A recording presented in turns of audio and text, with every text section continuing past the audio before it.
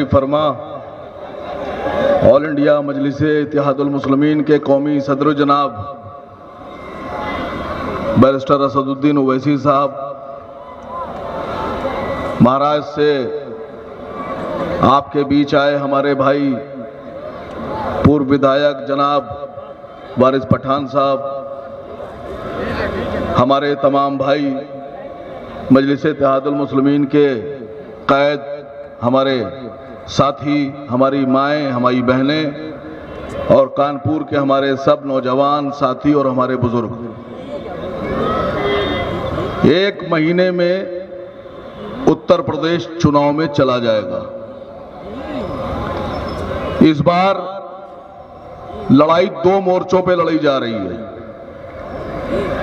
एक मोर्चा हम उनसे ले रहे हैं जो ये कहते हैं कि मुसलमानों के दो स्थान, हिंदुस्तान को नहीं कहते, वो बांग्लादेश का भी नाम नहीं लेते, वो सऊदी अरब, थाईलैंड, अमेरिका का भी नाम ले लेते। वो हमको बताते हैं कि हमारा स्थान पाकिस्तान या कब्रिस्तान। तो आपके कानपुर में इस मंच से उनको ये कहना चाहता हूं कि सुन लो,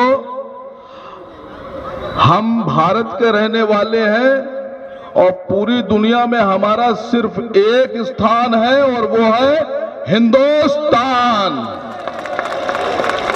तुम कितनी ताकत लगा लो, कितने भाषण दे लो, कितने इल्जामात लगा लो, हमारे आबा अजदाद इसी जमीन पर पैदा होके यहीं दफन हुए हैं, हम भी इसी जमीन में दफन होंगे, हमारे आने वाली नस्लें भी इसी हिंदुस्तान पर तुम्हारे सर पर बैठकर रहेंगी और रहती रहेंगी। दूसरी लड़ाई हमारी किन लोगों से है? एक लड़ाई उन लोगों से है जो हमें हिंदुस्तान का, भारत का नागरिक भी नहीं मानते,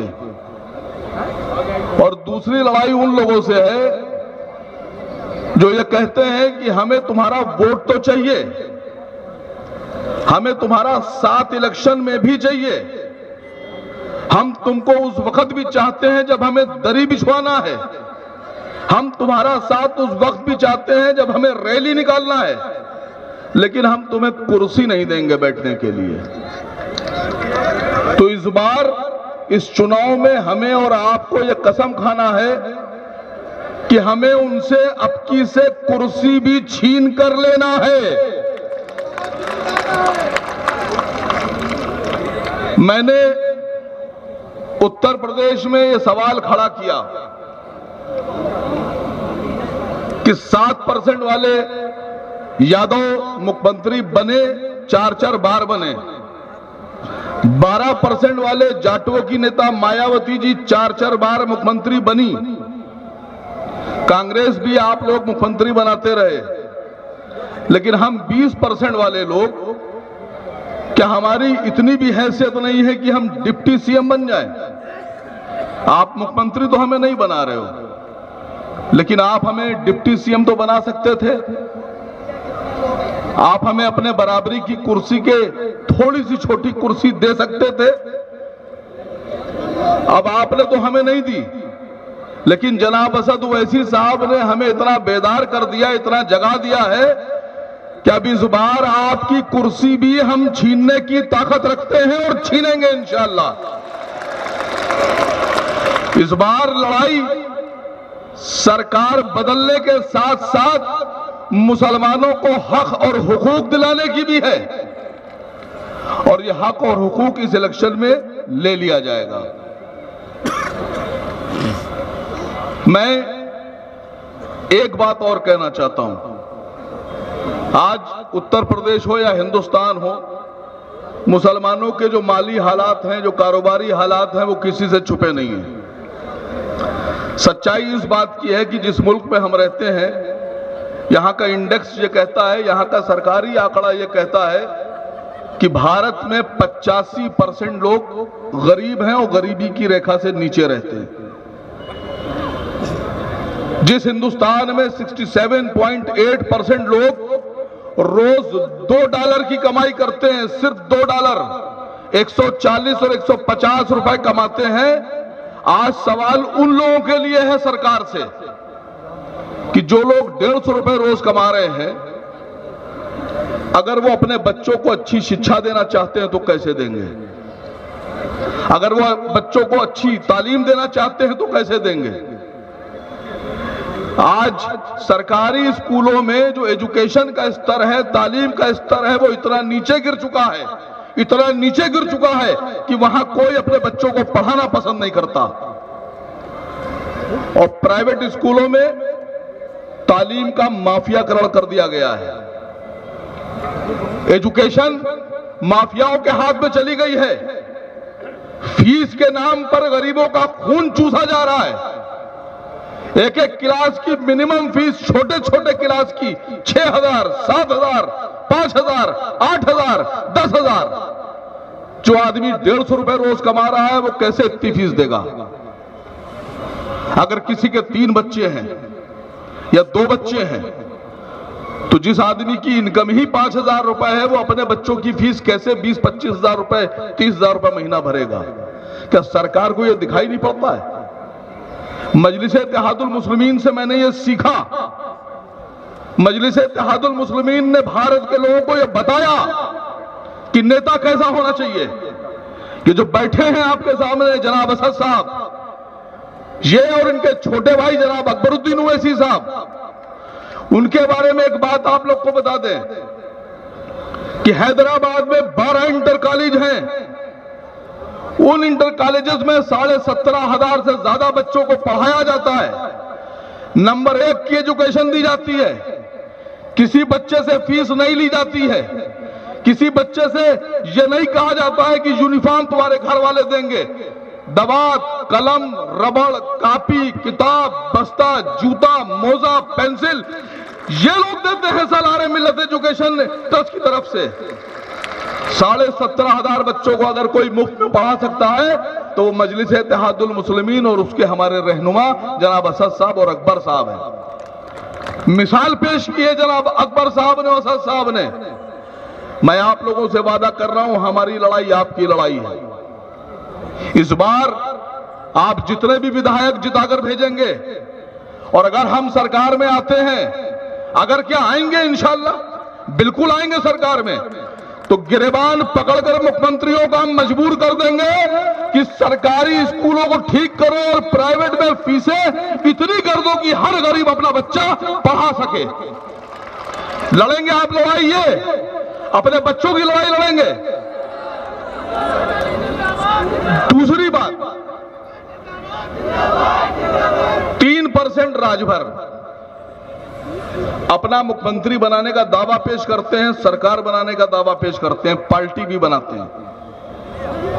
6-7% के निषाद, उनको भी डिप्टी सीएम बनना है, मंत्री बनना है, एमएलए, एमपी, एमएलसी सब बनना है, पार्टी बनाते हैं। 6% के जाट, जैन चौधरी की पार्टी के लोग भी पार्टी बनकर खड़े होते हैं, चुनाव लड़ने के लिए गठबंधन में आते हैं, सीटें मांगते हैं, उनको भी डिप्टी सीएम चाहिए। कृष्णा पटेल, पटेलों की पार्टी बना के 2% पटेल, उनको भी मुख्यमंत्री बनना है, उनको भी डिप्टी सीएम बनना है, वो भी अलायंस में आते हैं और अखिलेश जी उनको भी लेते हैं।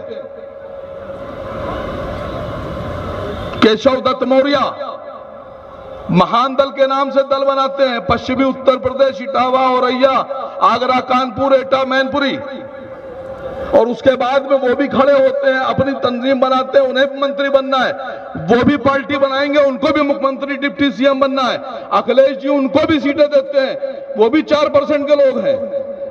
3% वाले को दोगे, 6% वाले को दोगे, 5% वाले को दोगे, 4% वाले को दोगे, खुद 7% हो गए, खुद भी मुख्यमंत्री बनोगे। हम 20% हैं, हमें कौन देगा? हम अपना हक तुमसे अगर मांग रहे हैं तो तुम्हें देना होगा। हम 20% हैं। सबसे पहला हक अगर उत्तर प्रदेश में सबसे बड़ी कुर्सी पर बैठने का है तो वो हमारा और हमारे लोगों का है। हम अपराध नहीं कर रहे हैं, हम भीख नहीं मांग रहे हैं, हम तुम्हारे आगे हाथ नहीं फैला रहे हैं। हमें अपना हक चाहिए और अगर हक नहीं दोगे तो गले में हाथ डाल के हक निकालना भी हम जानते हैं। आज भारत में यह साबित करना है कि हम सो नहीं रहे। हम सिर्फ आराम से लेटे थे, अपने वक्त का इंतजार कर रहे थे कि हमारा भी कोई लीडर आएगा जो लड़ाई लड़ेगा। हमारे लीडर आ गए, हमारे रहनुमा ने हमें बता दिया कि लड़ाई का तरीका क्या होगा। पहले जमाने में घोड़े, तलवारें, तीर, कमान, बल्लम, बर्छी, भाला लेकर लोग चलते थे, दूसरे मुल्कों में जाकर फौज बनाकर अटैक करते थे, जीतते थे। आज का तरीका लोकतंत्र में क्या है? क्या है? वोट का तरीका है। यह आपकी तलवार भी है, यह आपकी बंदूक भी है, यह आपका फाइटर प्लेन भी है, यह आपका बुलेट मोटरसाइकिल भी है, यह कार भी है। आज का जो तरीका है वो है वोट। अगर आज आपको अपनी बराबरी के सीट पर बैठना है, अपने हक की बात करना है, अपने मंत्री बनाना है, अपने मुख्यमंत्री बनाना है और इवन प्रधानमंत्री भी बना सकते हैं हम, और बनाना है तो हमारा तरीका, हमारी तलवार है वोट। इस वोट को उठाइए और लड़िए, और लड़ने के बाद इंशाअल्लाह जीत उसकी होगी जिसके साथ अल्लाह है, और अल्लाह हमारे साथ है। हम बेईमान लोग नहीं हैं। एक साहब ने हमसे कहा राजभर चले गए, वो आपको धोखा दे गए। मैंने कहा धोखा उन्होंने नहीं दिया। असद साहब ईमानदार आदमी है। असद साहब के दिल में इतनी बेईमानी ही नहीं है कि वो किसी को बेईमानी की नजर से देखें। उनके साथ तो उनके सामने जो आता है वो सबको अपनी तरह देखते हैं कि मैं ईमानदार तो ये भी ईमानदार। वो तो बाद में मालूम पड़ता है कि खून कौन सा था, वो तो बाद में मालूम पड़ता है कि हड्डियों बोटी कौन सी थी। जो थी वो दिखा दी, तुमको पूरी इज्जत दी, तुमको पूरा सम्मान दिया, तो तुम क्या समझते थे कि हमें लड़ाई नहीं आती, हम तुम्हारे साथ तुम्हारे कंधे पर बैठ कर लड़ रहे हैं। ये दिमाग में डाल लो कि जो लोग ये समझते हैं हमें लड़ाई नहीं आती है, उनको ये बता दो कि हम 1400 साल से लड़ते चले आ रहे हैं और जीते चले आ रहे हैं। ये लड़ाई भी जीतेंगे, और हम इसलिए लड़कर जीतते हैं कि ऊपर अल्लाह है और नीचे अल्लाह को मानने वाले ये लोग हैं, और जिनके साथ अल्लाह होता है, अल्लाह की मदद होती है, वो हारते नहीं हैं, वो जीतते हैं। वक्त कम है, एक वादे के साथ मजलिस-ए-इत्तेहादुल मुस्लिमीन आप लोग के बीच अपना कैंडिडेट उतारेगी। मजलिस-ए-इत्तेहादुल मुस्लिमीन आपके बीच में उम्मीद के साथ आई है।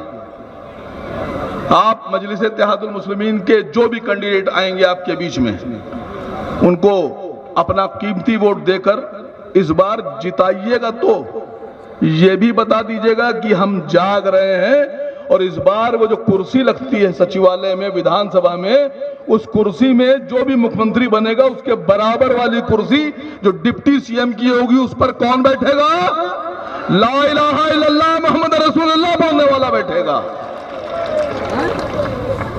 एक बात और, अक्सर हमारी मीटिंग्स में एक आरोप लगा दिया जाता है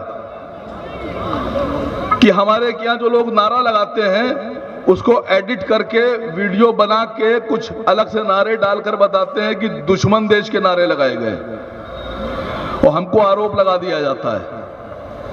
तो इस बार आप लोग को बताना है कि हम नारे कौन से लगाते हैं।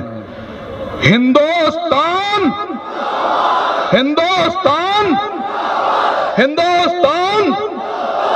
सुन लो योगी जी, और सुन लो उत्तर प्रदेश की पुलिस, और आप लोग भी सुन लीजिए खाकी वर्दी वालों। हिंदुस्तान का मतलब होता है इंडिया, इंडिया का मतलब होता है भारत। भारत हमारे खून में है, हमारे नसों में है, हमारे रगों में है। भारत जिंदाबाद, भारत जिंदाबाद।